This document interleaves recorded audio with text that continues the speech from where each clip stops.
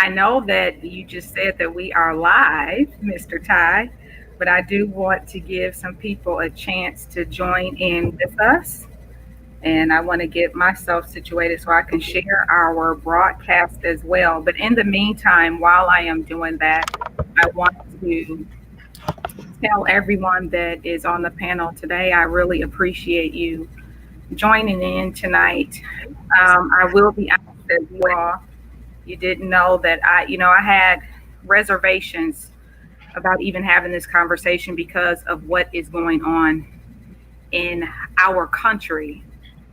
However, I realized that even from our conversation on Tuesday, for those that were able to join in, we have a lot of work to do. And it's not just with police brutality, but our people as a whole. We have a lot, there's this umbrella of chaos, I'll call it. And under there are different issues. And one of the issues truly just happened to be how we sometimes relate to one another when we are in relationships. So, hey, Curtis, I see someone has joined with us. Um, so, what I want to do is I don't want to um, ignore what is going on. And in maybe 90 seconds or less, I care about everybody, but I want to hear from the panel just how are you feeling, with everything that is going on. And what we'll do is I'll let Tiffany start, and then from there on, everybody else can go. But while I'm getting myself situated here, just tell us how are you feeling with everything that is taking place? Exhausted. Exhausted. Definitely at my own personal breaking or boiling point. And I said yesterday to a couple of girlfriends I have that I don't like the way that I feel internally, meaning just the anger, just the sheer anger that I have, and wanting to always be so positive. I mean, that has just been me, especially the start of this year. I declared this year, January 1st, I was like, this is going to be the best year ever. I just knew that this year was going to be amazing. Mm-hmm. And it is anything but. And I am just so heartbroken is not even the word. I've been heartbroken before. But now we are tired. I don't even have, before I used to be like wanting people to, and asking people to have a different point of view or that sort of thing. Asking people to just have a different perspective, learn about us, love us. We're great. Now, I really don't care what you think or say about me and my people. Just keep your mouths off of us and stay out of our way. Leave us alone. I'm tired and I'm angry.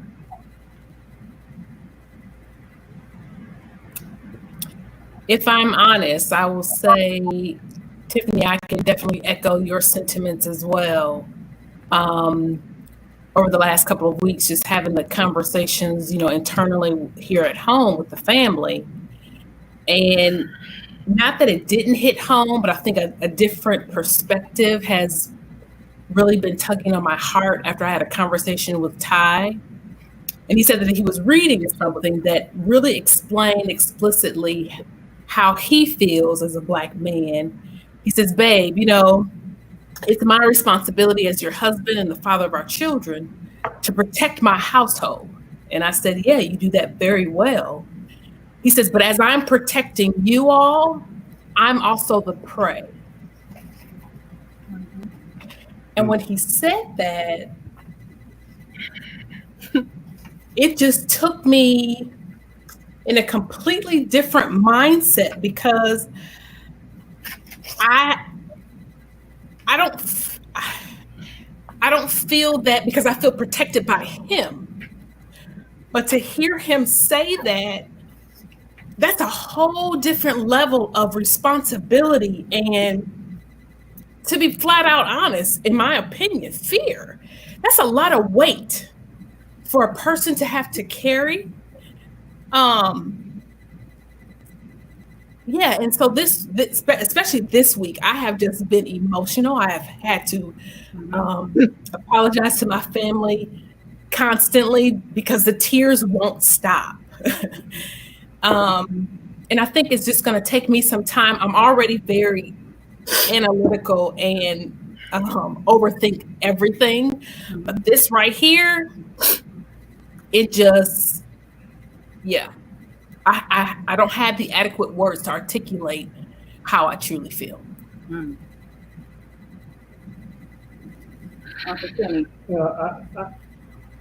For me, it feels, I do have the sentiment of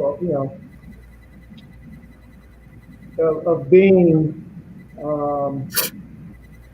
at a loss, but at the same time, I feel very energized. I feel very empowered.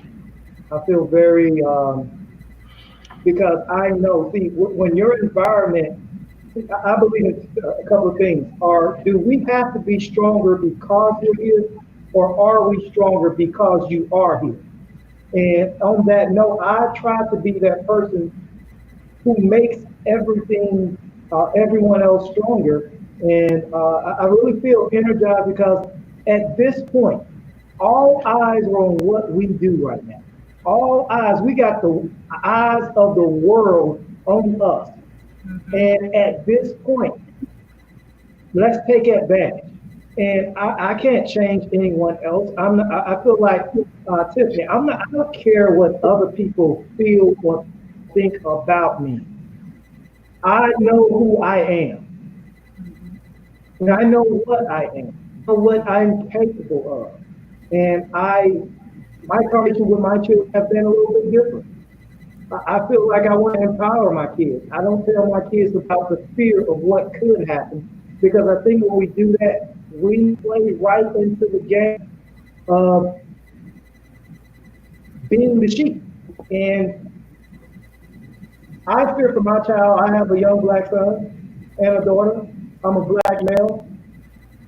Those things are out there. There are negative attitudes and energy out there.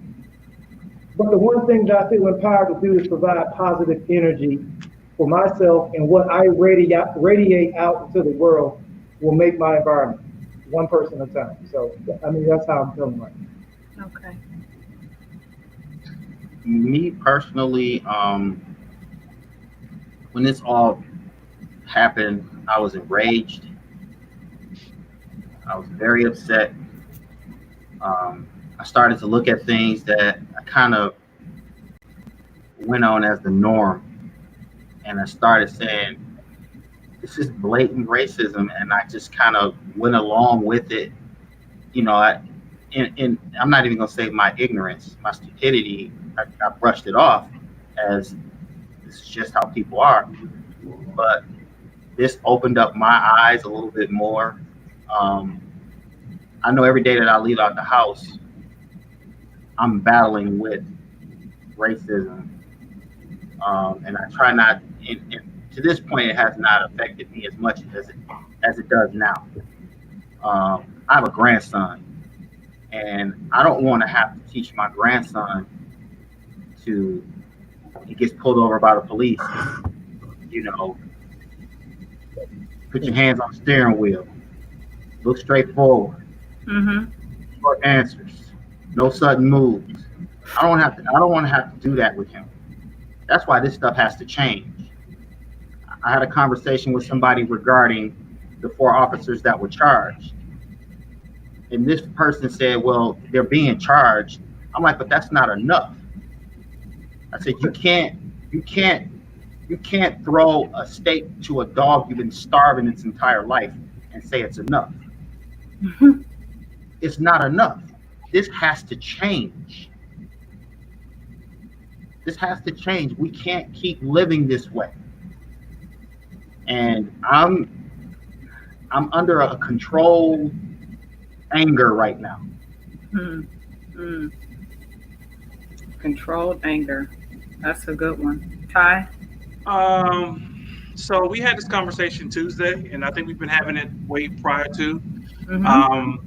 it's interesting because I explained to our daughter, as well as some other people the other day, that unfortunately this is something that's not new. This is something that's been happening for generations and generations and generations, and it just has become more prevalent due to social media, due to technology, and things like that. And similar, very similar to Black, I choose to be an optimistic person. Even in this time, it's extremely hard to be optimistic. I choose to be very optimistic during this time, and look for the positive in things. And I know that there isn't much positive, um, in this whole situation at all. I mean, like very little to none. Like you probably can't even get a full percentage of positive out of this. Um, and unfortunately, Kenny, right? I've had to have that conversation with my sons, because they are of age. They are 15 and above. Um, and the older they get, the scarier it gets because they're a little bit more out of my reach and out of my control. Because as Cody mentioned, yeah, I feel it is my responsibility to protect, and be a provider for my family, whether they're in my reach or whether they're in my sight or not. But it is scary. I will say that definitely. But the way that I try to keep it positive is by figuring out what it is that I personally can do to, change what goes on in my community. And when I do that, and when I think about that, I think about Nicole and I had this conversation just the other day. Um, One of the ways that I feel that I can do that is by this network. We had a RATV Presents Tuesday in which we had this conversation, and it wasn't. It was just the first of many conversations, because I think talking isn't just enough. We have to start putting together action of what we can do for our Right. kids, our community, our us as a whole, as a people, that we have to start forcing into action ourselves. And that's the positive I look. That's the positive outlook that I look at it. That we have to start doing things, that turns this around for us, instead of Mm. going with the "oh woe is me," we are oppressed, we don't get jobs, we don't get this. Okay, well, guess what? Now we got to start creating our own. Now we have to start, supporting our own. Now we have to start doing a lot of those things in which a lot of people. Yeah, it's hard. It's going to be hard. It's been hard for our ancestors who came off them slave ships. So, and they fought a hell of a fight for us to get this far, and we have to continue that fight. So that's the positive outlook that I look at it, and that's what I'll continue to do. And I'm proud to be the owner of a Black-owned network, Relationship Entertainment Television. I encourage everyone who's watching and who's listening to go ahead and subscribe, go ahead and support, go ahead and continue watching shows like Women's Champ, Millionaire M.A.N, People Building Relationship, Ladies Lounge, and so on and so forth. Where we can have these conversations, we can have positive entertainment, positive, shows, positive content that talks about things like this, and we can be educated, we can be entertained, and we can be inspired. And that's the premise of Relationship Entertainment, RETV. Well, Ty, I'm so happy that you said that because you took away my opportunity to give my commercial. I like to take commercial during my show. But for those that are watching, if you haven't done so already, and I'm so happy, Ty, that you have it on the ticker, because people have to understand that with you starting this up, you and your wife starting this up, you are putting in the hours, you are putting in your own money. And so for those that are willing, you can donate to RETV. Their PayPal information is running across the tick right now. The goal is to get to have a nice size following so that they can become monetized. And I just believe that we can do that. Like we discussed on Tuesday, I'm a big proponent of supporting Black businesses, but we are not supporting people that aren't reputable. And you all are a reputable company. This is the beginning, like I say all the time. But and some people they haven't heard of you yet, but we're going to keep getting the word out. So if you haven't done so already, please like and share. And even if you're sitting in on these conversations, we ask for you to just share the video now. Preferably, don't start a watch party because we won't be able to see the comments. We want to be interactive with you. So we thank everyone that has just tuned in with us. We appreciate you. But if you know anything about me, there was no way we weren't going to have some sort of conversation in regards to this, because I'll have to tell y'all this: when we got off our call last week Thursday, it hit me emotionally. I had a delayed reaction emotionally to it all. And so even with all of that, I realized that there are still some other things that we need to talk about. So that brings us to tonight, continuing with our conversation that we had last week. We started out with the men. Why do men sabotage good relationships? And towards the end of that particular show, Nicole was so willing to share her story with us. And so, Ty, I purposely did not ask you, how did you love her through that and all that you went through? So I wanted us to start the conversation tonight with your experience, because you aren't the only man that has experienced a woman trying to sabotage the relationship before it even gets started. So take us back. How many years ago was that, Nicole and Ty, for you all? When you initially just started, when Nicole started trying to, push you off? It's about 9 years ago. Yeah. Okay. It's about so 9 take years us back. ago. So let's go back to last Thursday for a quick second, because it was funny because I got quite say what? Tell the story you told me. Because I got quite a few calls and quite a few what's the names about last Thursday, and Okay. it took me a minute to realize who she was talking about. 'Cause I was like, I don't know this story. Who's she talking about? It was like, Who's talking about? Get out of here. Matter of fact, You were there. now that I can actually change my background now. We now because just in case I say something, I can change my There background. you go. But no, honestly, and you made a statement very shortly there, Toya. I know I'm not the only person that's probably dealt with a woman who's tried to sabotage the relationship before it's even started. But from my point of view, men, God created us to be hunters and gatherers, honestly. And as hunters and gatherers, when we see what we want, we go after what we want. And nothing can deter us from what we want when we want it.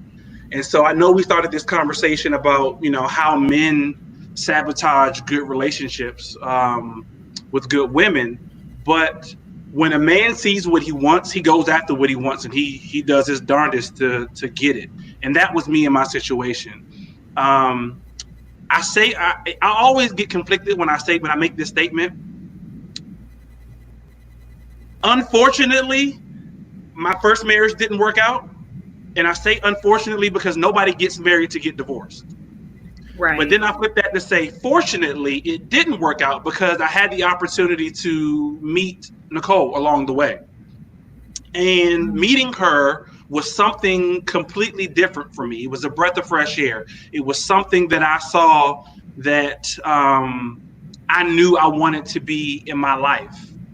And it didn't hurt the fact that she had a daughter. Anybody who knows me, I always wanted a little girl, and I had 2 little boys biologically. I had one from my first marriage, from that she had as my bonus son, and even today I still consider him my son. And so when she had a girl, I was like, oh yes, bet she's the winner all the way around. So I get the little girl, and I get the woman who's like the whole package. Yeah. So. So as she told y'all this story, she didn't completely tell y'all everything. And I'm gonna tell you, I'm gonna be completely 100% vulnerable with y'all.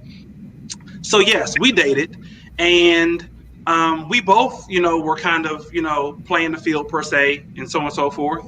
But when I realized that this is what that she was what I wanted, I truly left everything alone.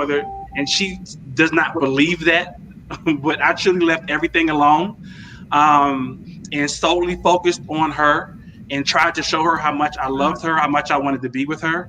And it was pretty funny because I'm a very spontaneous, positive person, as I just mentioned. We were laying in the bed watching TV one day, and something came on TV. I don't know what it was, and it had to do with Disney World. And I was like, hey, have you ever been to Disney? And she was like, no. And I'm like, you're like, how old? And you never been to Disney? In your 30s and you never been to Disney? Let's go. And she was like, when? I was like, no, let's go this weekend. It was like Wednesday. I was like, let's go like this weekend. We're going to go to Disney. And she was like, really? So we packed up and went to Disney because she was getting ready to take her daughter at the time to Disney in 2 weeks. And I was like, you can't go to Disney without experiencing it yourself, because when you go with your child, you're going to be so in awe what your child is amazed at that you're really going to miss out on a lot of good things yourself. She said, all right, let's go. We went to Disney, had a great time, came back, and she's like, oh, by the way, after I come from Disney with my daughter, me and my family are going to Dallas, Texas, or me and my daughter are going to Texas just to visit. Cool, no problem. That's all I was expecting. You're going to go visit. You're going to go and see how it is. I'm not a fan of Texas. Knock yourself out.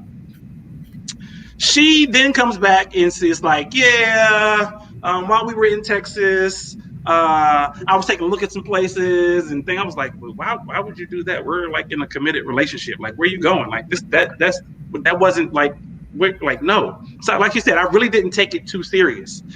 Yeah, like 2 months later, I don't think it was even 2 months later, she got boxes. And I'm like, boxes? Where the hell are you going? Like, like really? Wait, like you moving for real? Nah. She moved the day before my birthday. The day before my birthday. August 7th, 2010. No, 2011. That's right. I forgot about that. 2011, the day before my birthday. How could you forget about that? I left that one out. But I did call him on his birthday and sing happy birthday to him. She did, and I still have that message to this day. I can play it for you right now, but I'm not going to. So she moved, and I literally, I ain't gonna lie, I stood in the middle of her street, or her former street at the time, and boo-hooed. Black, I had a moment, dog. I had a moment, Black. I boo-hooed. Can't believe that. Yeah, I ain't tell you that part, but I'm gonna be completely honest with you. I boo-hooed in the middle of the street because I'm like, I done cried and did all this stuff to get this woman, and she done ran away from me. Like, oh my God, like I boo-hooed. Like, ask Tiffany. Tiffany heard this story. Tiffany was on the receiving end of this call of like, Tiffany, this woman done left me. What I'm gonna do? My birthday tomorrow. I can't even have a good birthday. Oh my gosh, all that good stuff. Little did she know. Like I said, men are hunters and gatherers. When we see what we want, we go after what we want. Dallas, Texas is a good 7, 8, 9 states away from North Carolina, Charlotte, North Carolina. Right. I hop my tail on a plane every other month for an entire year until I brought her back to Charlotte, North Carolina. Wow. Woo, that's some dedication. For an entire year, I went and I got my woman. She thought I was there just to go see football. I was not. I was there to do what I needed to do. And I even planned out secretly an engagement with a friend that she befriended while she was there. And I brought her back to Charlotte, North Carolina. And we got married a year later to the day she left me in the middle of the street.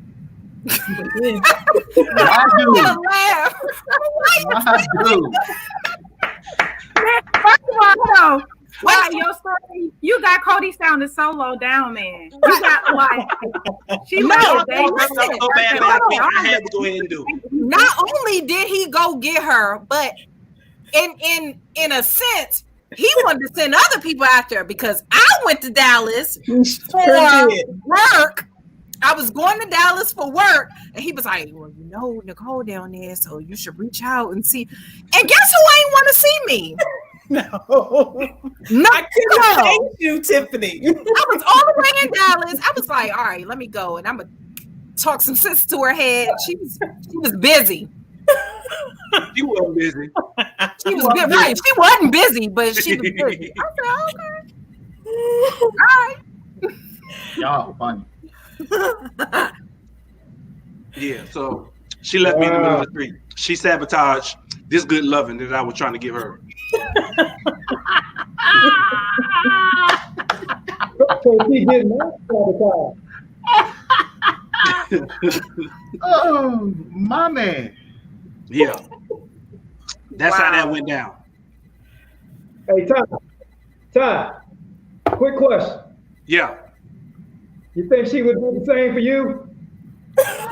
No. Quick answer. No. Black I mess with her even to this day. I mess with her even to this day. I'm like, So, ladies, you not leaving me, are you?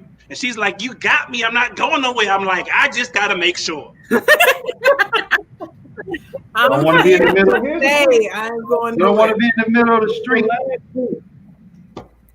When a man wants a woman, there is nothing he will do to sabotage that situation when he wants that woman. If he is doing something on purpose to sabotage it, that is what he wants most of the time. He does not want the relationship. Exactly. Mm. Exactly. Wow. So when you got your man, you got your man. Okay, Black, since you brought that up. Tiffany, okay, because I'm going to let, based on what Tiffany and I have experienced, that's not always the truth. Yeah, there are some tangents. Either he doesn't want her, or even subconsciously, I feel he doesn't want what comes along with it because of what it will require of him. That's good. That's good stuff. That is, I think that's true. I think that's true. Whether he feels like he's ready to address or tackle or be in a position to do everything that comes along with it on his part, it really, a lot of times, or sometimes, it might not have anything to do with her, period. He might want her, but I feel men, no matter what they display on the outside, on the inside, y'all know, like, I got to get my stuff together. I got this, and this to address. And I really don't feel like addressing it right now. Or I'm afraid to address it. Or I feel like she's going to look at me a certain way. And so this is just too much. Let me just, you know what I mean? Let me say this though, Tiffany. People feel like, just in life, as far as I know, there is no manual for any of this. Right. There is no manual for how to get married, how to stay married, how to go find your woman, how to be faithful, how to do any of this. So for the most part, all of us are winging it unless there is something that we are using as that foundation or guide that we've seen. Some of us use TV. I'll tell you now, my favorite show growing up was The Cosby Show. And I always wanted the Huxtables relationship. I was like, yo, I want to meet my Claire, and I want to be Heathcliff, and I need a Rudy, and I need a Theo, and I need a Vanessa, and so on and so forth. Sandra, and so on and so forth. That was like my guy, because my parents, they were married. They were married for 27 years. And then they divorced when I was about 12, 13 years old. And so, but even though they were married, it wasn't like it was the best relationship. They fought, they argued, they, this, that, and the third. My first run-in with the police was due to my parents because of, what was alleged to be domestic violence in my home. So a lot of us, even us men, you're right. A lot of us are scared because we don't know what exactly it is that we are looking for, or even how to do it. Some of our parents are not together. Some of us grew up in single parent homes. Some of us grew up with our grandparents. Some of us grew up, so we don't know a lot of what it is. And so when we see what it is that we want and we go after it, we get scared. And some of us back out. And when some of us go, you know what? Crap, I don't know what I'm supposed to be doing now. Right, I don't want her to see me for truly who I am, because if she sees me, will she still accept me? Vice versa. When he sees her, will he still accept her? And so on and so forth. So we have to remember just being human, there is no manual to this whole thing of trying to go out and get somebody or having a relationship. We see a lot of these Hallmark movies and we're like, oh, they live happily ever after. But that's BS because it just don't work that way. Yeah, not in 2 hours. No. You know what I'm saying? Like you were committed for an entire, now we're just looking at the fact that you did it for a year. You know, traveling back and forth from North Carolina to Texas.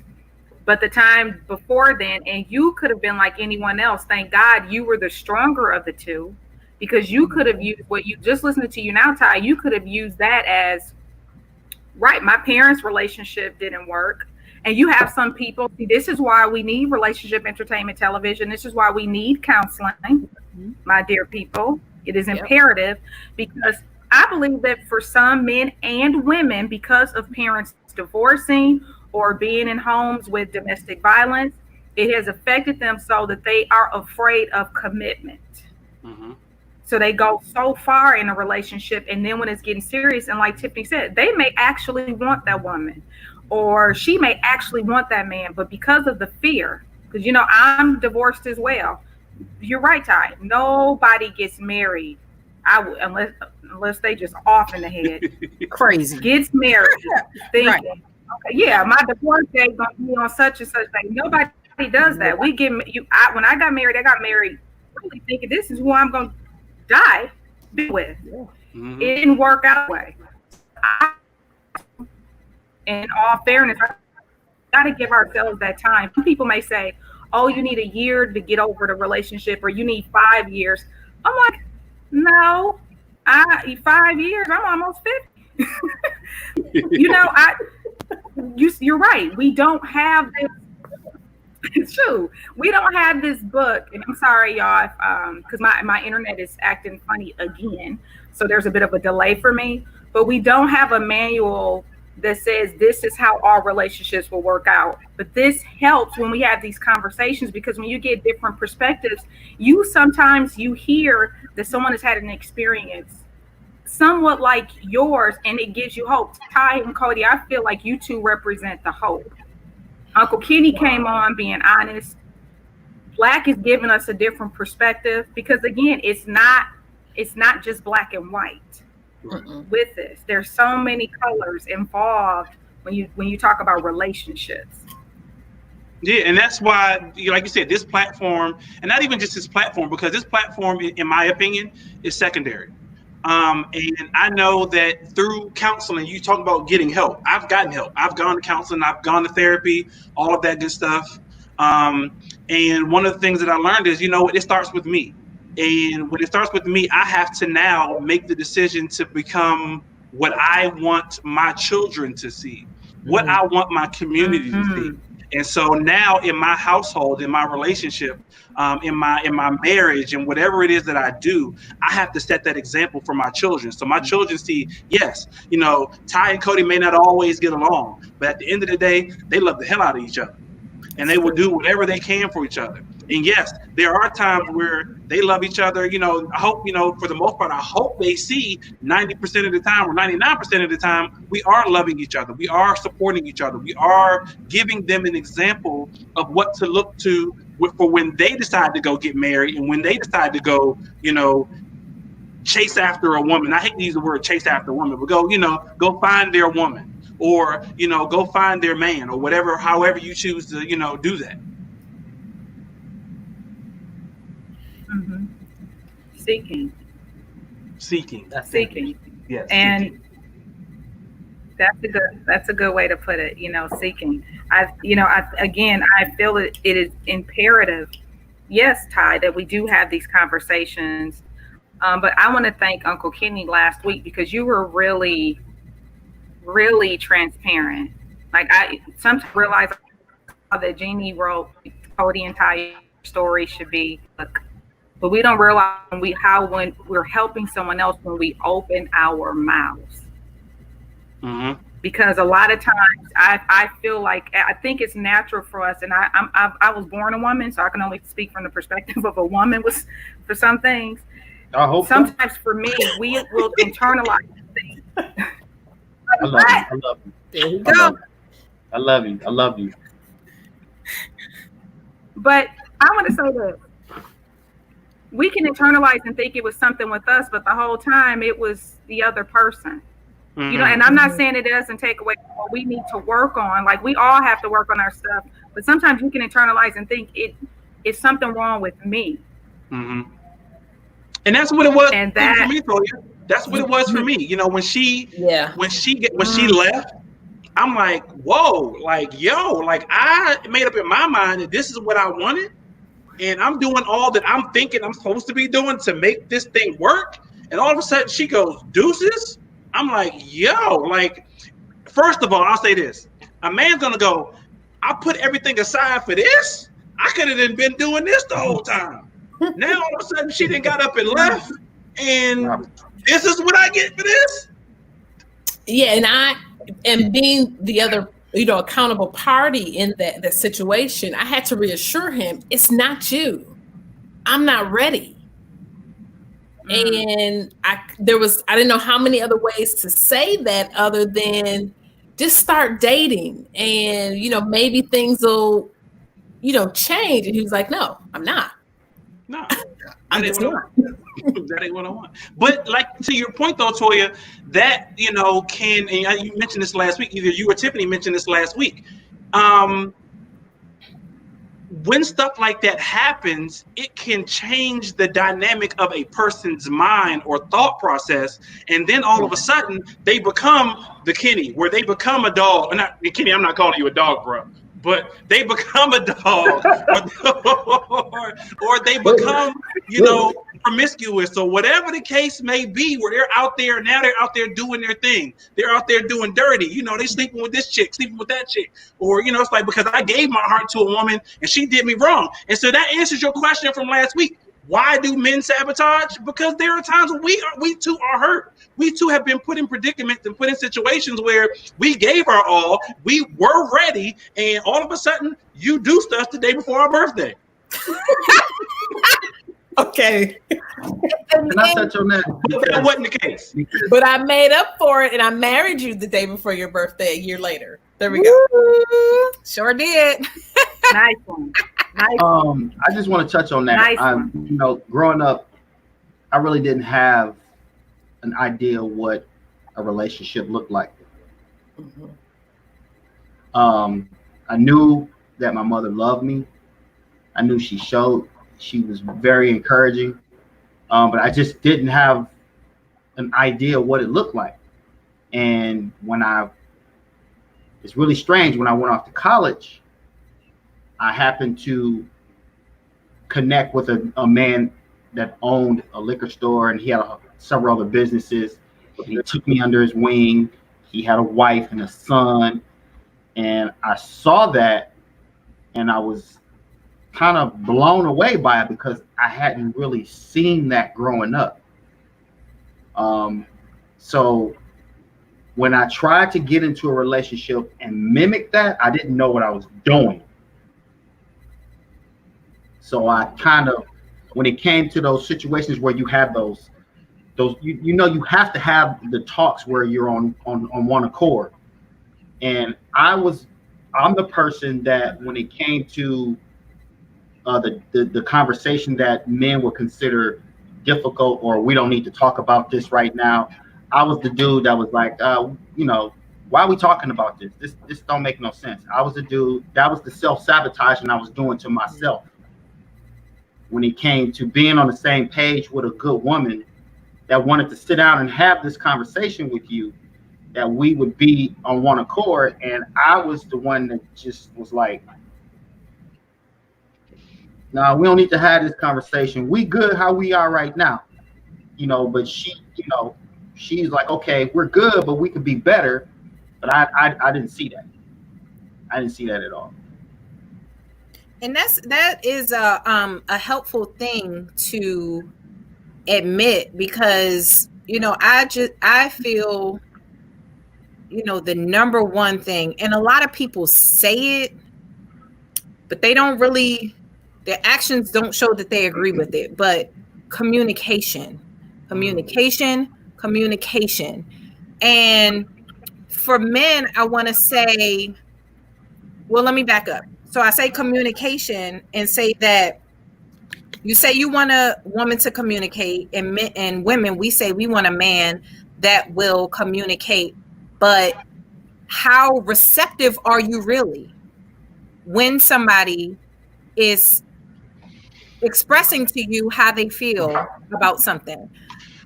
Do you create an environment to where they feel like they never want to share again? Thank you. And That's what I was getting ready to say, Tiffany. That's on both ends. Like, right.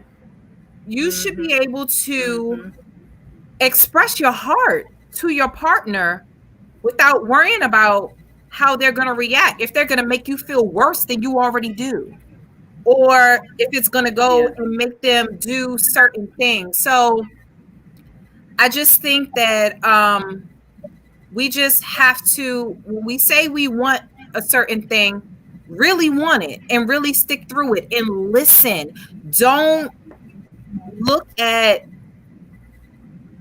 now, of course, delivery is everything. And timing and delivery is everything.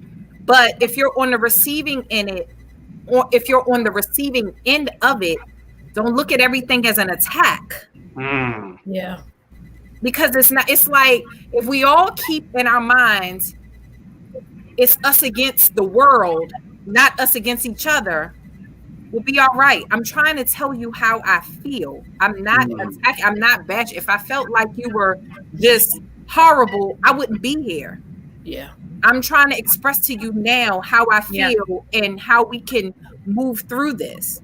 So I want to say to all men, when you are men who have been or are in this position where you feel like you want to get ready to sabotage something, please express what you're feeling, exactly what you're feeling, no matter how you think it's going to make you look or be perceived. And if you feel like you can't be that vulnerable with that person, then that's probably not the person for you. Just get it out and let the chips fall where they may. You may be surprised. First of all, you'll feel relieved that you got it out. Second of all, she will have a level of understanding. And again, and I say this, and this is vice versa, because I don't want anybody to think that it's just all about men. But I was about to say, have you ever tried to talk to a woman? It's just, I mean, just before you, if you really, really, really want that situation, brother, before you put your little sabotaging plan into motion, please just say, all right, listen, this is what I'm feeling right now. But Tiffany, remember I said earlier, 60% of us want it, but the 40% don't want nobody else to have it.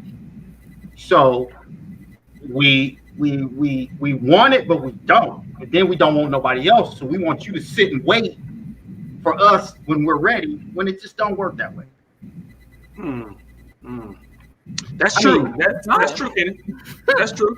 It don't work that way. And just like Tyron said, you know, we as women, and I know, you know, again, we've shared that myself and Toya have gone through this situation, but Tyron mentioned before, like, you know, I done went through all of this and I done loved you and I done gave up everything, and now you want to treat me like this. Now I got to go pick the pieces back up that I done let drop, because I done let, I don't want to say the word, but I done let all my folks go, and now I got to be like, oh wait, let me pick y'all back up. My bad. I was just playing. I was just playing. What you doing tomorrow? Like, oh my God. Don't let me cut all my prospects off for you, and then you act cool. I could have been out here having a good time. Right. Please, sir. Yeah. I agree wholeheartedly, Tiffany. And on the flip side of that, though, Tiffany, because again, this is, I believe the topic of today is why do women sabotage good relationships? But no, it works, like you said, it's vice versa. It works both ways. And I'll say that even in my relationship with Nicole, one of the things that completely drew me to her was the communication. The fact that we were able to literally, and this is no exaggeration, no bull, no, if somebody asked me the other day, was that all fairy tale? No, it wasn't fairy tale. What she told you is what happened is exactly happened. We would literally go to a park, and while we were dating, I would say to her, or she would say to me, we would be able to say to each other, I don't need my girlfriend right now. I don't need my boyfriend right now. What I need is my friend. And I need to communicate and talk to my friend. And we would then be able to literally pour our hearts out to one another and be able to be open and transparent and give, even because, right, there were times where she was dating someone else or I was dating someone else or whatever the case may be. And I can be like, it's just not working. Like, I don't know. Is it me? Is it you? Is it her? Is it, whatever the case may be? And she would give me her complete honest feedback and vice versa.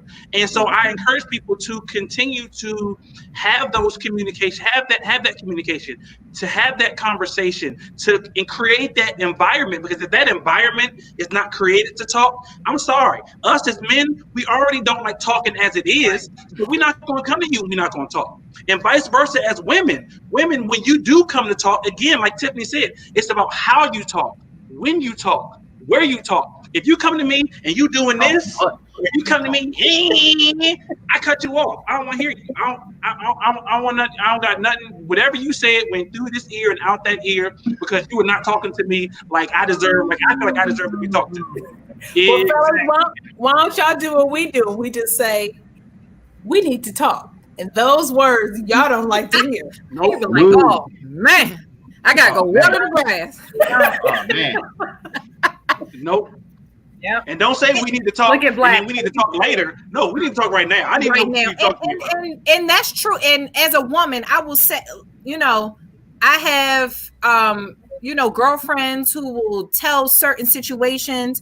And as a woman, I'm like, why do you talk to him like that? Like, you need to really chill. Like, you gotta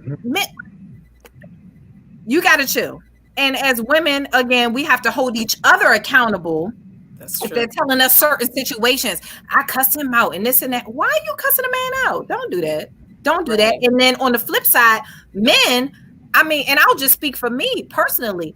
I will say, please, like, turn off the ego, just turn it off. If I'm coming to you, I could be quiet. And if I'm quiet, that's a problem. If I'm just quiet and keeping it all in, trust me, that's a problem. So if I'm coming to you with something and I'm not even with the rah-rah, I'm not cussing you out. I'm not loud. I'm literally expressing my heart to you. And all you can see or gather from that is an attack. We're not getting anywhere. I'm talking to you. I'm trying to express how I feel about a certain situation. That does not need to turn into you're attacking me or you're being negative or any of that. Like, I'm hear me. Are you hearing me or are you just feeling convicted? But it also depends on, like you said, how you come let me just say that. But go ahead, Toya. I know you got to do that. Okay, because I keep telling y'all I have a bit of a delay. It just sounds like a lot of fear. I'm going to say this, and maybe Black can offer us some of his words of wisdom because he's like the godfather of the crew with his wealth of knowledge. And truly, because but this is what I want to say, and I want Black to talk about this because we are looking at the show from the perspective of why do women sabotage a relationship. I believe, and I'm just saying, I think that some of us, we really are afraid, and we keep talking about the communication piece. And I believe that this is happening for people that are already married. This isn't just people that are dating. Right. Nicole went through her during a period of dating. And I believe that there are some people that are married that are going through that as well with sabotaging a relationship because you've already been hurt. Some people have been at a place where they've been hurt.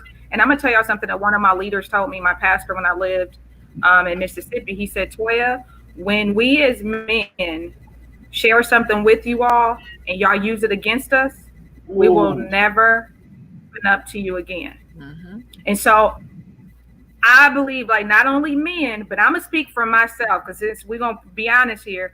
I have to be careful with the fact that, like, man, I was vulnerable with somebody. And I mean, I don't play games. So for me to be vulnerable and you still took my vulnerability, play games, and this is the show for this. This would be in my book whenever I get finished with my autobiography. Oh, I'm going detailed on that one. And you all will understand why I became the women's champ. But Black, talk to us, give us some encouraging words from a male perspective for those of us women that just really are afraid. Well, I think one thing that I'll just talk about that word fear. For me, what minimizes the fear, because you're always going to have fear, and I don't want people to think that you're going to all go through life without having fear. Fear is something that's good for you. It was given to us as a mechanism to keep us safe. However, the more you arm yourself with the knowledge and demystify that fear. And what I mean by this, for instance, what me and my wife we've done is seriously, we've had problems like anybody else, and they ain't going nowhere. But what we have recognized is that where we want to go through all of the arguments, through all of the inconsistencies, through all of the fear, through all of the letdowns, through all of the what I said, what you said, my tone, your na, all of that is when we identify what we want it to look like and get on a path, and together. I think you got to do this together. One person cannot have what they think your relationship is going to look like and what it should be. I mean, my vision is this: is one day I'm sitting on a porch and I'm looking out over a big yard, and I'm seeing my grandkids, and I'm seeing them play, and I'm seeing people come back and and talk to me about certain things, and I'm sitting here with my wife, and she's saying, "Man, you know what? I'd do it all over again if I had to, and I'd do it just like this just to have this moment." And you got to have that type of vision for what you want. Until you get a vision, any little thing is going to sabotage. It does not matter. Yeah. And I would say this too to women, along with the vision that Black speaks of, that's so true. But with that vision, when he presents himself, and if he doesn't, I don't want to say measure up, but if he doesn't look like you want him to, but all of the qualities are there, man, don't pass up on a good thing because he doesn't look a certain way. Granted, yes, you have to be physically attracted to him. I'm not saying that shouldn't be there. What I'm saying is if he's not 6 feet plus, don't pass up on him because he's not. What'd you say? Stop talking about me.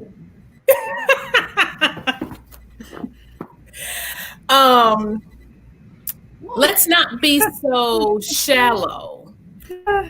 And that's my word, because I had to talk to myself about that. Yeah. Because if he's meeting you at the table with all the other qualities, man. And I say that because I'm talking from experience. Ty is the shortest man I had ever dated, let alone married. I'm 1 inch from 6 feet, though. I'm only 1 inch from 6 Don't feet. matter. Don't matter. And I'm not saying that was the only. I'm not saying that. Here, but I'm still here. But my point is, had I been so hung up on the certain material or material things, look at what I would have passed up on. Yeah. Even pre-RETV. Right. Just his creativity and his spontaneity and he introduced me to things that I had never been introduced to before. And he's younger than me. I had always dated older men. So Hey, fella. don't discount, trust you me. Otherwise, you will miss out on the biggest blessing that you could possibly have. Nicole, that's so huge. It really is, because some people, they aren't afraid, right? It's been their decision making has been based on how the person looks. So, But again, I'm gonna say the brother don't even get it. there still needs to be a physical attraction. I was attracted to Ty, Right. and still am. It was just okay, but Clean that up. Clean it up. Thank God. you know, I was like, but when I put on my 3-inch heels, we're almost like eye to eye. This Almost don't count, but in horseshoes. That's right. You won't have no neck You problems know? when you yeah, I would have missed out huge, Oh, and my daughter would have yeah. missed out. She loves Ty. great. Sometimes. That's great. Wow. That's great. That's awesome. Yeah, That is that great. is, Nicole. That's for us as men too. You know, we have to. You can't focus on the 10% that person don't have and forget about the 90% that you got with them. So that was huge and great reflection. Man. It is. That's It even really important is. Think inside of a about the marriage. number of times we have gone after that 90%, and we still end up by ourselves. Yeah, that's even important inside of a marriage, like Toya said earlier. Even for those people who are married, a lot of us, we get to the point, and I know we have this conversation on Millionaire Man Cave, seen on RATV on Wednesday Right. nights. FYI, that was a shameless plug. But people get comfortable and they stop doing. This is the point that I made last week when y'all said, why do men sabotage? People get comfortable once they feel like they have somebody and they stop doing things that they didn't get that Ooh, person. that's huge. And then they go chasing that other 20%, not realizing, like you said, or I think somebody Robin just mentioned in the comments that their chase is that 80-20 rule. They're going to go chase that 20%. Right. They still got the 80 at home. Right. Right. Yep. So you still need to, Then you get that realize what you got. move the 80 back.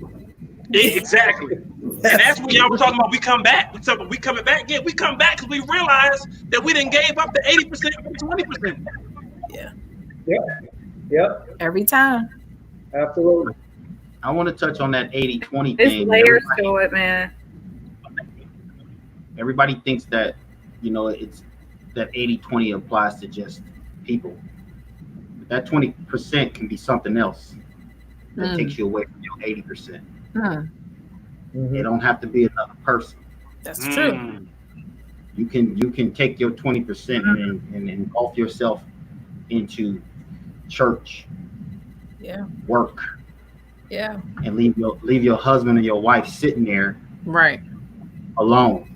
Right. Listening to, my dad would say it best. How you gonna listen to me and you ain't listening to your husband at home? How you think that make him feel? You're not giving him the attention at home when he asks you to stay at home with him, and you go, no, my pastor said we got to be here. Right. Wow. That's a very good point, Kenny, because there are a lot of people, if you think about it, Cody and I had this conversation quite often, or specifically a while back. Most of us spend the majority of our time outside of home anyway. Right. Absolutely. We spend it at work. We spend it at church. We spend it at, going to parent-teacher conferences. We spend it doing a lot of. So when we are home, if the first thing us as a man hears when we walk through the door is, why didn't you, blah, blah, blah, blah, blah, yak, yak, yak, yak, yak, this, that, and the third, then we tune you out and we're out. Same thing with a woman. If the first thing a woman hears is when she get to, I need some tail because I ain't had none in a long time, da da da da, or why you ain't cook for me, or why you ain't clean this, that, and the third, or whatever the case may be, she thinking about going back to work. going to church, going to, whatever the case is, Yeah. right, deuces in that case. Exactly. So, Yeah. that whole, you're right, Kenny, that whole 80-20 rule applies to things and other situations as well as it applies to, your spouse. Very good point. Yeah. Wow. That is a great point. Yeah. It really is. And some of us, we just aren't aware of that. Some things we aren't aware of until we start talking. Again, we go back to accountability, communication, and that's why I posed the question last week for the men. Like, are you all holding each other accountable? And like I said, I hang around the women that are in my circle will hold me accountable. But at the same token, I can't just tell them part of the story. I have to tell them what part I played in it. Because if we Right. tell the entire story, people, you be honest. If you're going to tell a story, tell it all. Don't halfway there. Talk about that whole circle. So as someone that's listened to it, they can hear clearly and really assess, like, hold on, Toya, wait, what did you say? What did you do? What you did, your actions could have caused them to do blah, blah, blah, blah, blah. But if I leave certain pieces out, I really just want to feel, I want you to be mad at him, to get the heat off of me, then we're not going to get anywhere. But Right. I'm going to go back to something that Bob said. And I don't know at what point we would have to do this when you're talking to somebody, but I feel like the next time I make time to date or to see someone, I am going to have a list of questions. I think Millionaire Man Cave and Ladies Lounge, y'all need to work collectively. 25 from the men, 25 from the women, seriously, because I need to know up front. I don't want to waste your time. Please don't waste mine. And I'm telling you, pencil and paper. I have the following questions for you, sir. And he probably gonna be like, this lady is nuts. I am. I don't have any problem admitting that I'm crazy. But seriously, I don't have time to waste. It's not, but no, Toya, I agree with you wholeheartedly. So before I launched RATV, Cody and I were doing a Purposeful Life marriage coaching, and the biggest thing that we coached on was communication, and premarital thing was asking questions. Yeah. Ask as many questions as you need to ask to find out if this is the person who you need to continue to move forward with. You need to ask all types of stuff. You need to ask about sex. You need to ask about children. You need to ask about finances. You need to ask about where you want to live. You need to ask about, who gonna control the temperature in the house, who gonna drive, who gonna, cook, who gonna clean. Ask all that. And you can even do it. I have, and I don't want to plug other people's stuff here, but there exists now card games for this exact purpose. You want to have a date, do a out of the box date night where you play this card game, and the card game has various questions on it regarding everything. Oh, okay. What's that one? I ain't plugging them. They ain't pay for that. Okay. All right. Well, right, because it's at least there's one that I have now, and then there's another one that I've seen recently. But it asks all of those sorts of things. And, there is no right or wrong answer, but you want to know how somebody is going to respond to certain things. If X, Y, and Z happens, how do you feel about this? Whether it's about money or family or religion or politics, or you want to know how somebody thinks. Yeah. Up front. Right. Know it early. You know what I mean? So, make it a fun, enjoyable situation, but you're still learning. And it doesn't feel as if you're drilling a person.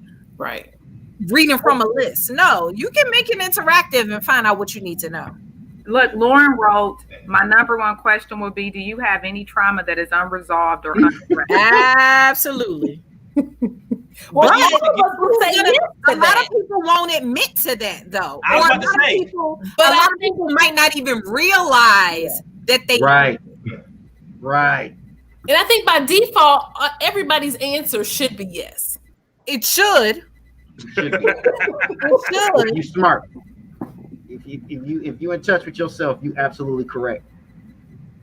Because even for the people who have gone through things, major things, or the people who have not, everybody, when I come across a person who is just super, I'm healed, I have arrived. No, you healing all your life.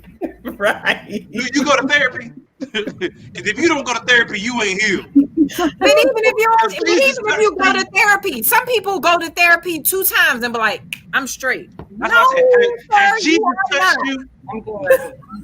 I'm good. I went to see, I called that lady and she said, bye, sir.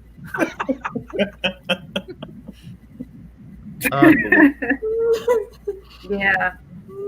You know what? It goes back to what I said last week, but I'm gonna say what Lauren just wrote, and then I'll repeat something that I said last week. She said, I just need you to be dealing with it. If not, then that will be something I will have to deal with eventually. And what I said last week was, please show up to the conversation, to the table with your real self, because I'd rather you come to the table and say, you know what, Toya, this is what's going on with me. I'd rather you show up at the table at your 60% when it comes to a certain issue or whatever, than to try to act like you at 100%.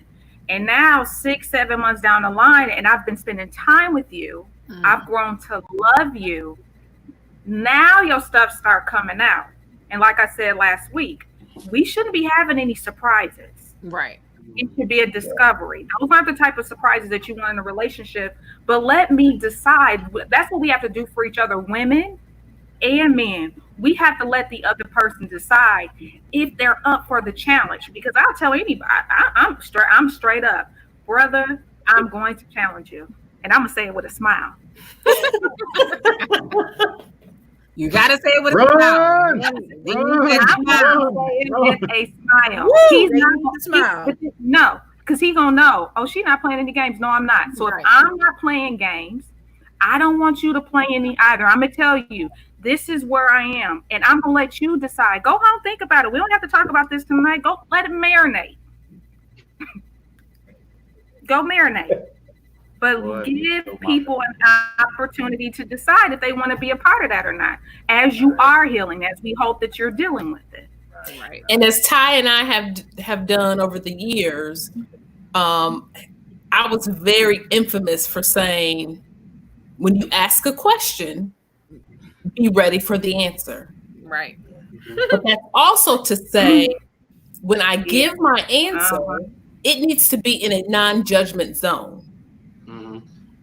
Right. Right? Yes. So if you receive some information that takes you aback, don't be surprised by that, because we're all human. You know, if anything, ask even more questions to figure out the root cause of whatever happened, right? And I think that introduces both parties to be vulnerable as well. And then you can make a informed decision on whether or not this relationship is for you. Yeah. Agreed. Yes. Yes. And I love that you said that, Nicole. A non-judgment zone. Once I open myself up,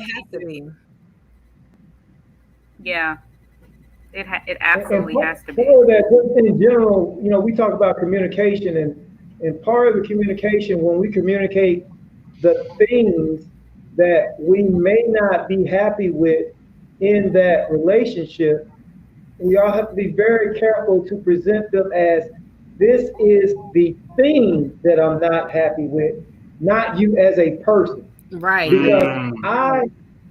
Because we can change the thing, but God made you perfectly. I have nothing to do with it. God made you how he made you. I just know that you took his template and did something else with it. That's true. That's the problem.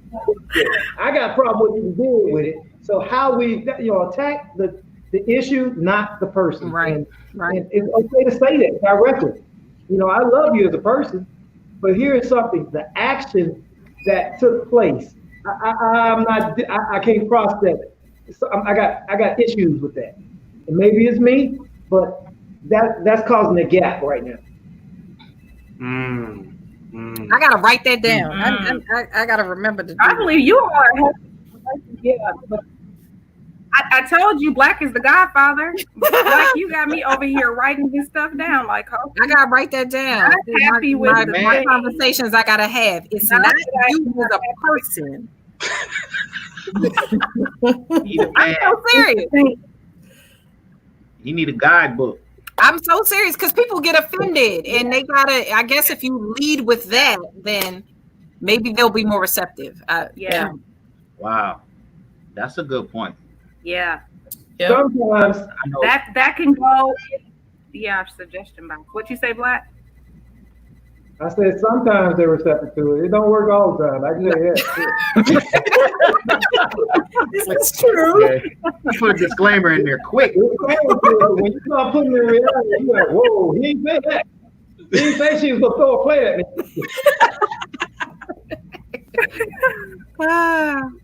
That's hilarious. What? Do it again. You gotta do repetitions with it. You gotta keep doing it until it just flows.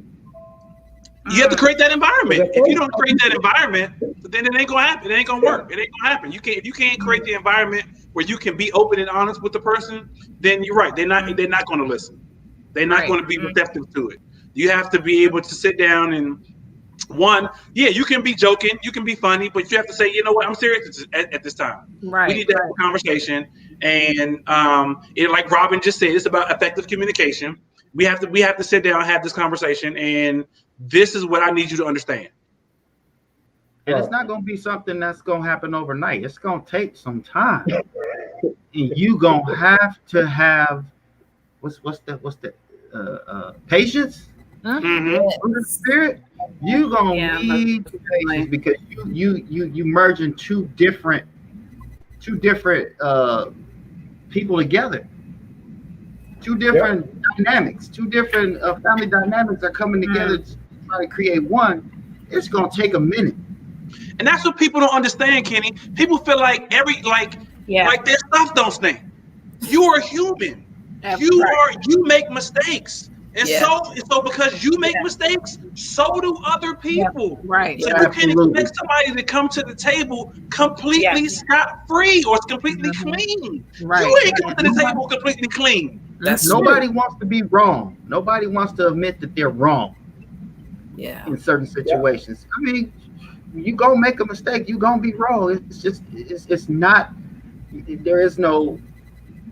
That right there. That's inevitable. It's gonna happen. Exactly. If I come from a different environment, then my wife comes from a different environment. Like you said, we're combining those two environments together, those two beliefs together, those two upbringings together, and eventually, at some point, this is going to happen instead of this. And so when this happens, we have to figure out how to spread them fingers again to get back into this. My man, let me write that down. Because when I saw this happen with my folks, this is how it was handled. But when you saw this happen with your folks, this is how it was handled. And now we sitting here like, you do it this way and I do it this way. What works best for us right now? Let's talk. Exactly. Let's figure it out. Right, you're right. And what we've had to come to an agreement with, we can't look at what we've seen other people do. I'll clean that up a little bit to a certain extent. Okay. But be willing to be ready to do the work, and two, to create your own, something new. Create your own blueprint for your own relationship. Exactly. Because everybody's blueprint is not going to fit everybody else. Because you're two different people. That's good stuff. Yep. Exactly. I always say you got two types of people in your life. You got people that show you what to do and what not to do. Be thankful for both of them. You're right. And so when people ask me this question all the time. And no boy told you, I wrote a book and I haven't published it yet. People go, well, how did you do this? And what makes you do this? And you should write a book because you did this, to go after your wife and this, that, and the third. Yeah, I did, and all this other stuff. But I'm not gonna lie, a lot of that came from my parents. It came from what I knew that I did not want. And I know that, okay, I learned from these experiences to say, you know what?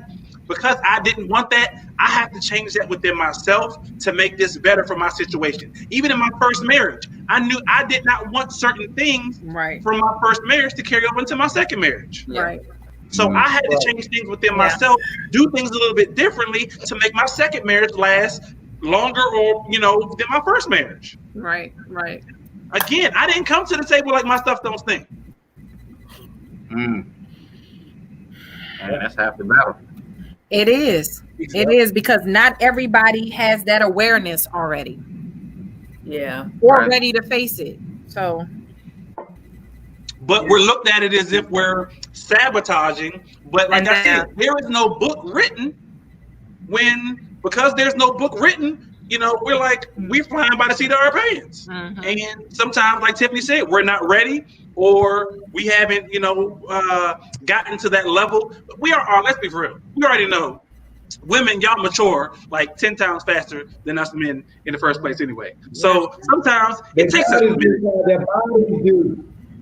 Say that again, Black? Their bodies do. What? No, wait 1 minute, hear me out. When we say mature, the only scientific proof behind that is that a woman's body matures faster than a male. Let me look That's this it. up. Go ahead. Go ahead, look it up. I spent years. I got keep talking. 2 majors. Keep talking. She knows she's Googling it. She's Googling it. I want to clear that up. I want to, every time somebody say that, I like to clear that up. I got you. So I got a question. So what you're saying? Okay. So what you're saying is a 17-year-old male maturity mentally is at the same level as a 17-year-old female mentally. That was a question to you, Black. That's a loaded question. That's what we're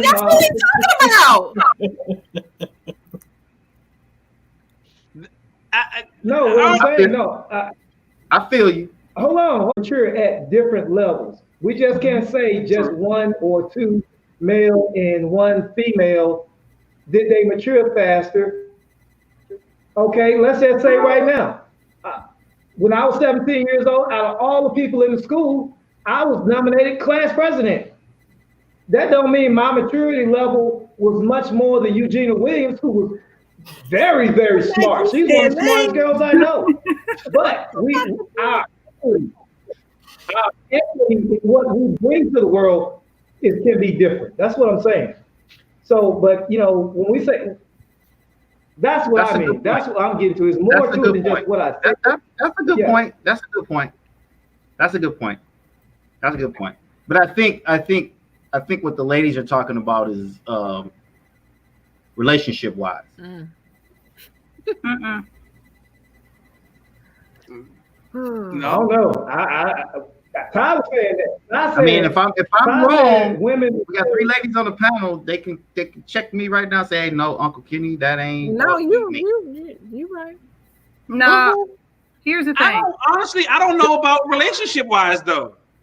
I think just in general. Women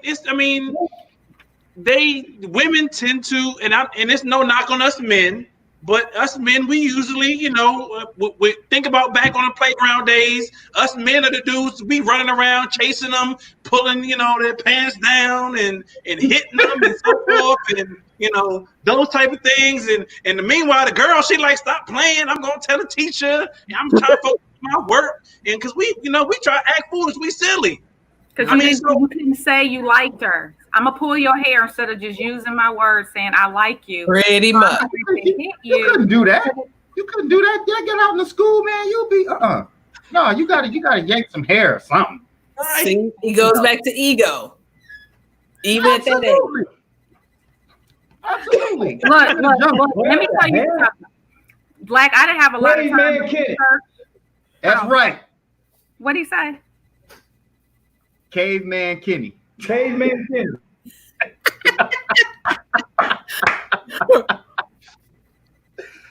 I grew up in a totally Go different ahead, area. Toya. You did your research? Yeah. Well, I didn't get a chance to spend a lot on it, but I will say this. Now, you all can go check this out and we can look, and we may have to have a conversation on Millionaire Man Cave because y'all be playing games. But there's a journal called Cerebral Cortex, and it says that our reorganization and pruning typical of normal brain development is earlier than that of boys. So let me tell y'all this. Let me just say, if I had to say, where's my evidence? Here's the evidence. When I was in middle school, our bodies are developing. And I had a conversation with some gentlemen I went to middle school with. They wouldn't talk to me. Like, I would be getting like sevens, like real low scores. And these other girls would be getting these high scores. So I had a conversation with a friend of mine from middle school, and he was just like, Toya, because you got a low score because we knew you wouldn't sleep with us. We knew you weren't gonna mess around with us after school. And it was like when I got to high school, my mind was blown away because it was like all of these seniors, like upperclassmen, looked at me in a completely different way. So I'm just gonna say this, Black, y'all are delayed. Delayed. Easy. Wait. Tell me this about high school now. You was hiding stuff. What you mean upperclassmen, juniors? I ain't know nothing about all that. It's too late now, Uncle Kenny. It's too late. It ain't too late. I'll go find them, brother. It's too late, brother. I married one of them, but oh my God. Y'all see the comments the women making? They are killing us, man. You see these comments? Yeah, I'm looking at them. So Tara Man, I'm getting Donald Trump or somebody, man. No, it ain't that bad. Never that. Come on now. Miss Culverson, man, she's like co-signing for real. Damn. Well, Bam, Toya. Yeah. Really? Tara says girls' nurturing genes kicks in before a boys need to be nurtured by anyone outside of their mothers. I think that's a true statement. It absolutely. Yeah, go ahead, scratch, because you know that's true. Absolutely is. No, y'all gotta shave. That's Yeah, okay. Woo! The internet is something. It's a whole nother show of it is. Can I tell y'all that? Tiffany, you said it. It is. But I think that based on our conversation tonight, we really got a lot out because I know for me, when we got off the call last week, it caused me to reflect. And even tonight, some of what you all have said, man, it should be in the book. And I have to say this to you, Ty, Uncle Kenny, and Black, is that I am appreciative that you all listen to us.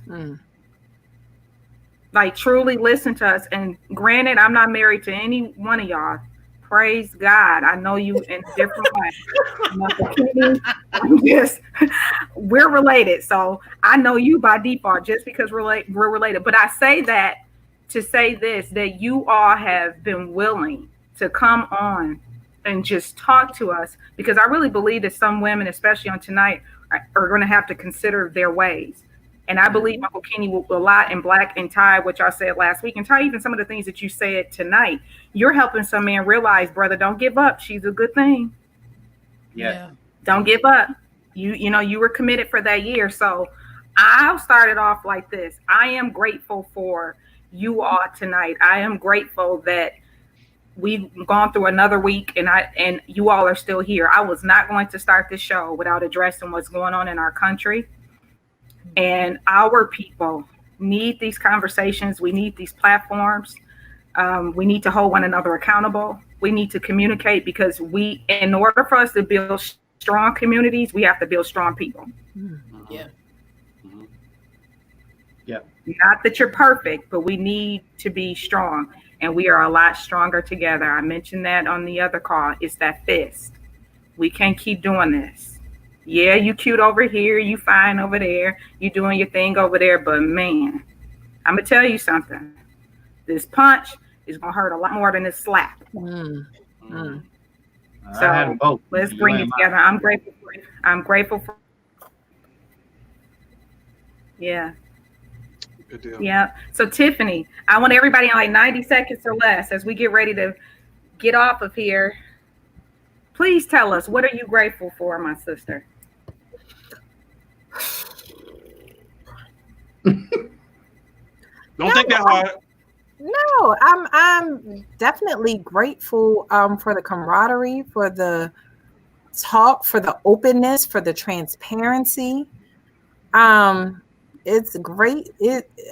I say it all the time. It is greatly needed for all the men and the women who will watch this to learn and to feel more comfortable with being open and with putting in work and with making efforts.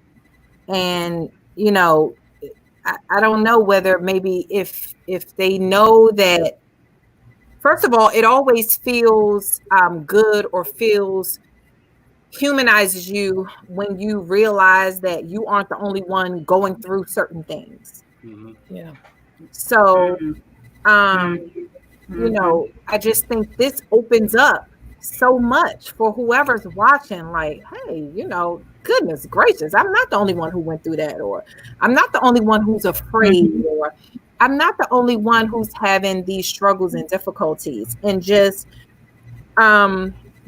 we need it. We need it. And we opened up the show talking about what's going on now with our people. And it starts, I think, with us, with relationship, with because none of us, we were not meant to be here to go through any of this alone. And I That's right. feel like once we get ourselves internally, our households, our families, the more Yeah. we get us together, the stronger we'll be able to fight the outside. Yeah. Mhm. Mhm. Uh, Mm-hmm. this is so, it seems like it's two different topics, but it's really not. Yeah. It's not. Mm-hmm. And a large part and a large reason of why other people have been able to do what they have been able to do to us is because, and I said it last week, we've been separated from the very beginning. Yeah. We've been Yes. pitted against each other from the Yes. very beginning. And once we are Yeah. unified in our homes, in our families, and in our communities, Mm-hmm. Yes. then we will all realize that it is us against the world. Mm. Yep. Mm. Nicole. Tiffany took the words right out of my Nicole. mouth. I was going to say, go Yeah. ahead. I What wanted you to say this. I do want you, as you're giving your closeout, I want you and Black to address a question that we have from someone from YouTube. As you're giving your closeout, as you're talking about what you're grateful for, but they wrote, "What permanent quality makes a good woman or man?" So I'm gonna leave that for you and Black to answer that question. What was Okay. it? What permanent quality? Makes a Makes good a woman or good man. woman or man. I'll speak from a woman's perspective, and Black, you can speak from a man's perspective if you want. But before I address that, Tiffany, I'm glad you said what you said, because what I'm grateful for is the fact that because we're having these conversations and because we're dealing with what we're dealing with right now in our nation, I'm hoping, no, I'm not going to say hope. I'm grateful that we are changing our mindsets and therefore changing our expectations of ourselves as well as each other, that Mm-hmm. we will have the mindset to not fight against each other, not sabotage each other, but Yeah. creating those spaces and those relationships that are healthy, because we have enough to deal with when we go outside of these doors. Yeah.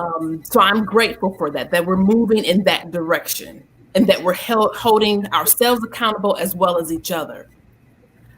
So to address the question as far as what's a good quality of a woman, I would have to say a woman who will look beyond, I'll say it this way, set aside your ideals or set aside the fairy tale and be willing to do the work with your partner to create the life that you want with your partner. That's good. Mm. That's good. That's very good. Okay. I'm doing so much writing. I feel like I'm doing a research paper because I want to make sure.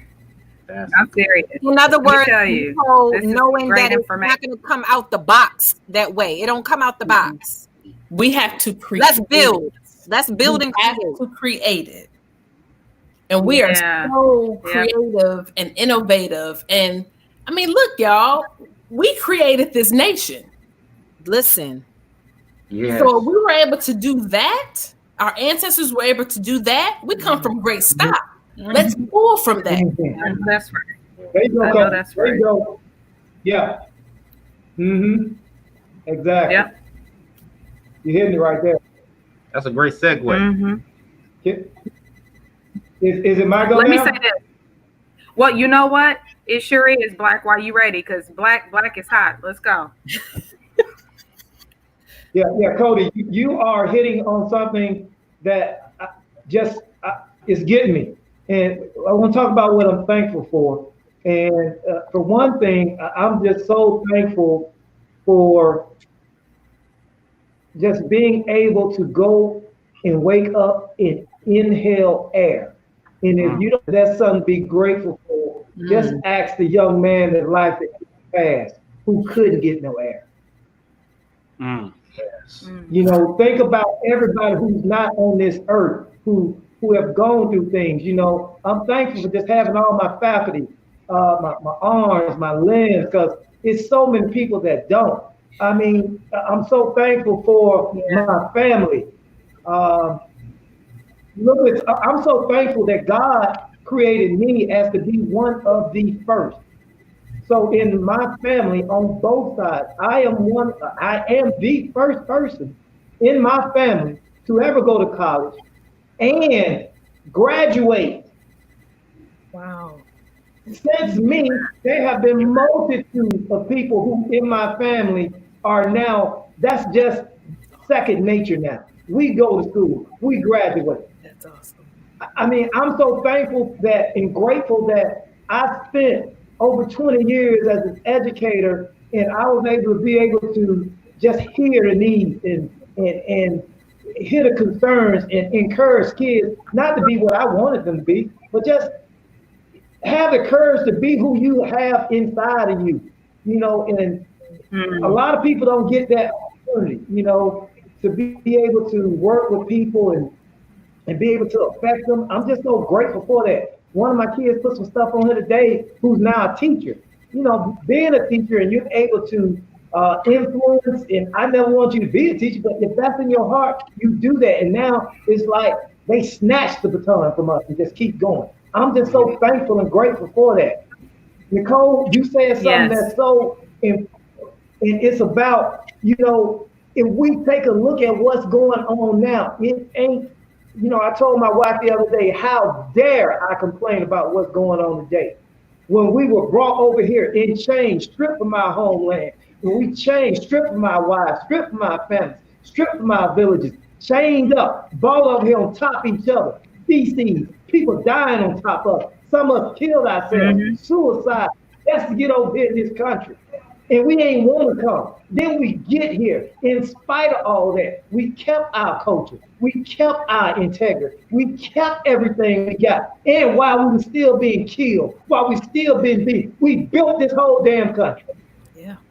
I'm so grateful that I'm part of that. Yeah. Nobody can say the stuff that we've done. And we're still here. and we still gonna be here. That's And I right. want to encourage all the sisters out there. That's that, right. Hey, listen, I know it's tough times right now, but look at here. We still going through it. We got to be stronger. We got to be, for one thing, we got to know ourselves. Know who you are. For me, I know I'm the first. And for Yes. me, I'm the first graduate. And listen, I want to be the first. I'm not the first, but in this category, but to stay married in my family my whole life. Mm. I ain't the first, but you know what? I want to be. I'm the only me I got, so that's what I'm gonna do. Mm. I am. I want to be. You know, as a businessman. I got other people in my family and business, but I want to be the first one to be able to employ multitudes of people and help them reach their goals and dreams. I'm thankful for that position. Yep. So Nicole, what you said, yeah, we've been through a lot in the earth, but that pain, through all that pain, look at us now. Look at us. Yep. Look at us. And let me tell you what's so fearful, because they know.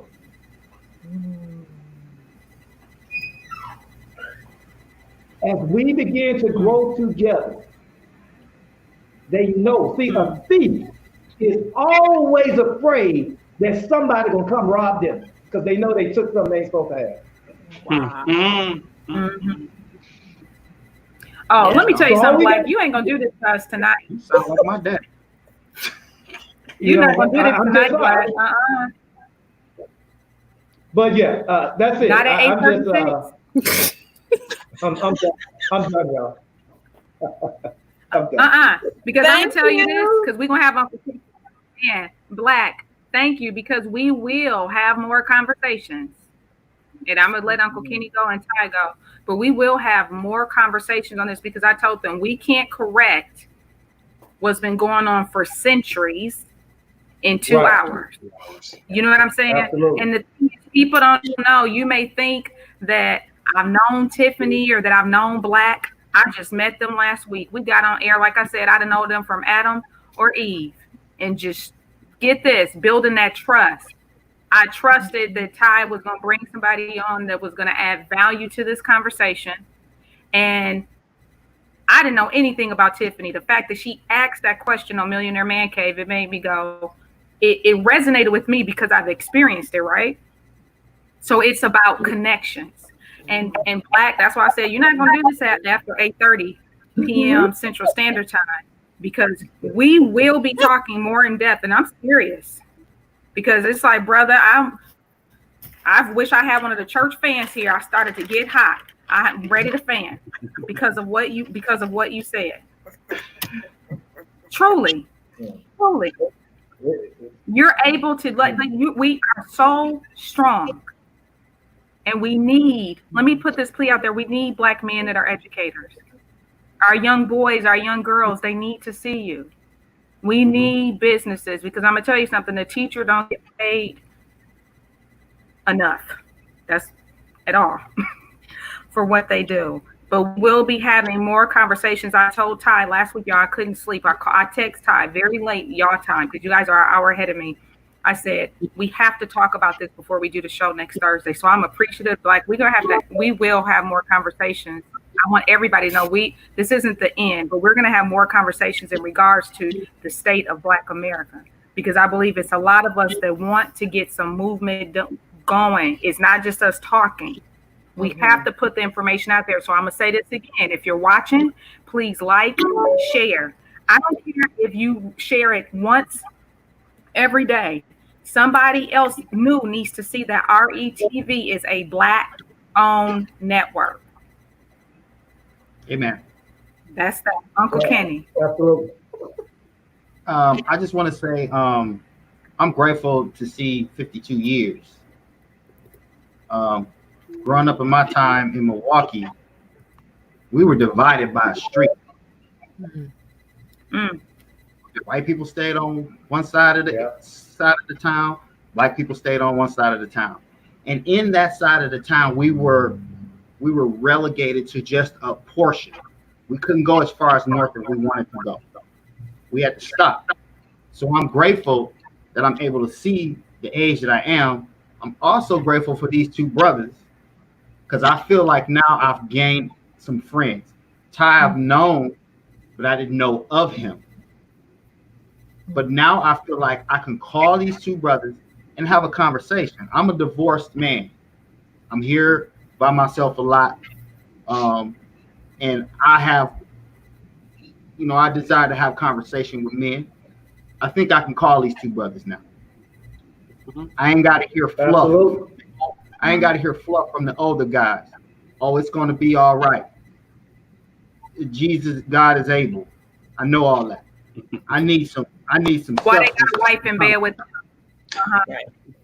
I need some substance to my conversation. I need somebody that's gonna keep it 100. That ain't gonna tell me, oh, it's gonna be all right. No, I need to know. I need. So I'm really grateful for that. I'm grateful for you three ladies. My nieces, y'all know I love y'all to death. Tiffany, girl, you top notch. You top notch. I'm so grateful to be on this panel. And like I told you, Ty, man, I see national, brother. I'm not a prophet, but I see good. When I see good things usually follow. So, long as you keep loving on my niece the way you loving on her, and she taking care of you the way she's supposed to be taking care of you, man, I told you, I'm sweeping through there. I love every last one of y'all, man. I appreciate being on the panel. Anytime I can be of service, I'm just a phone call, an email, a text, a woman's champ video away.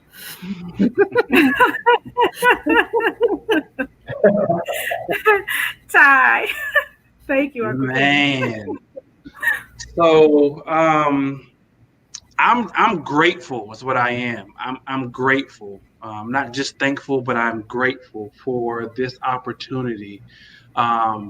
Like Cody said, like Black said, we've come from greatness and we will continue greatness. And I feel like it is my duty as a African American or as an African, as a citizen of Gabon, where my roots come from, that I must continue greatness, which is the reason why I started this network, to educate, to inspire, and to entertain.